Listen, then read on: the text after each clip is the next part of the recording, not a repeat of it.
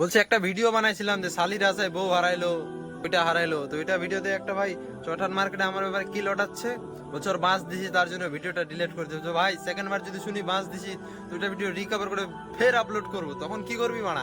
বাঁশ, হ্যাঁ বাঁশ দিবি তো কোনটা বাঁশ দিবি? বড় বাসা না মোকলা বাসা না বমু বাসা? হ্যাঁ তুই তো ফের বাঁশ বুঝবি না, বাঁশের ইংরেজি তুই বুঝবি। বাঁশের ইংরেজি কি বয় ওটাকে?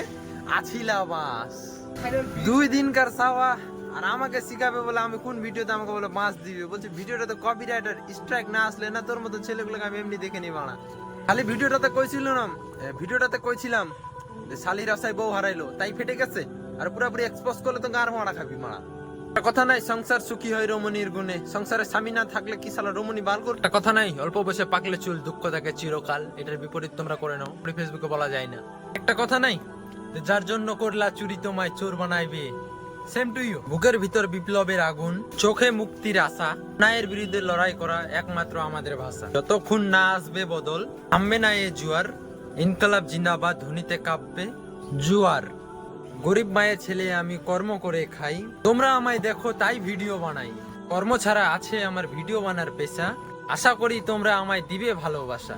দেখা হবে একটা পরবর্তী ভিডিও নিয়ে। Thanks for watching this video and thank you. জয় হিন্দ, বন্দে মাতরম, আসসালামু আলাইকুম।